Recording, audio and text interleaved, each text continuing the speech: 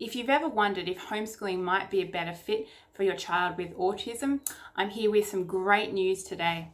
Hi everyone, my name is Rebecca Devitt. I'm the author of Why on Earth Homeschool, and today we're going to be talking about why homeschooling is a great idea for children with Asperger's autism.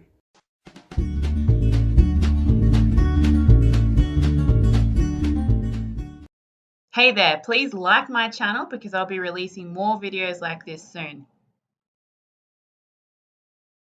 The first reason it's a good idea to homeschool children with autism is that they'll tend to learn more. They won't have the same sorts of distractions in the classroom, and then that way they can really focus. I read this interesting quote from somebody with autism who used to go to school, and what he said put a lot of light on this fact. He said, "I always finished all my sums well ahead of the other children in the class. Over time, I had progressed literally textbooks ahead of everyone else. After finishing, I was asked to sit at my desk and be quiet so as not to disturb the others while they worked. Sometimes, while absorbed in my thoughts, I would hum softly to myself without realizing I was doing so until the teacher came up to the desk. Then I would realize and I would stop." That's from a book called Born on a Blue Day. Related to this is less anxiety. So children will experience less anxiety. This is for any child, but particularly children with autism struggle with anxiety. And home provides a really stable environment, and so you'll find that because their anxiety levels are dampened, then they'll be learning more as well. There's also increased predictability in the home situation. They're not having to go to school and deal with all these social things, and you can actually teach them social skills separately in a more calm environment, teach them to get a handle on their emotions, and that can be done well in the homeschooling situation. Another reason to homeschool a child with autism is that they'll have increased concentration. When they're in school, what they find is that their brain scatters and they can't concentrate on the material, which they would find otherwise quite easy to do. What the homeschooling environment does is it removes them from that situation so that they can have that concentration. What children with autism sometimes find in school is that they get more bullying than other children and perhaps unfairly reprimanded.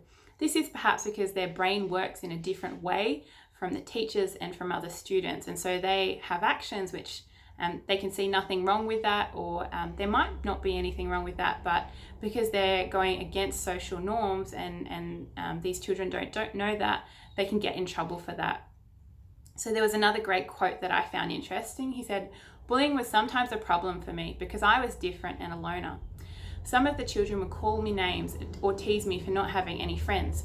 Fortunately, they would always get bored and walk away because I wouldn't fight with them. Such experiences reinforced the perception that I was an outsider and I did not belong." This particular student also was quite often reprimanded by his teacher, and he didn't realize why. This is another quote that I found interesting.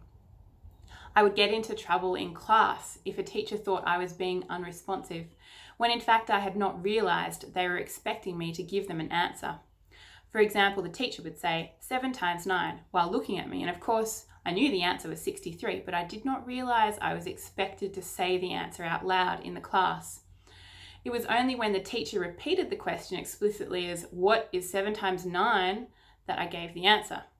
Knowing when someone expects you to replay a statement is just not intuitive for me, and my ability to do things like converse socially has only emerged as a result of lots of practice." Another great reason to homeschool your child with autism is that you'll have fewer meltdowns.